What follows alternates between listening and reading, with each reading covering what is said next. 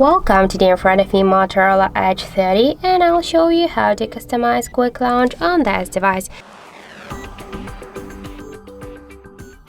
So now by double press to power key, we can launch the camera application. For example, to switch the switcher to another just option, we should launch the settings app, scroll a little bit down to the system section, then tap here to the gestures,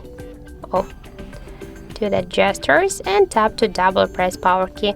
After that, we can switch camera app, for example, to Google Assistant, and now by double press to power key we can see that the Google Assistant successfully turned on.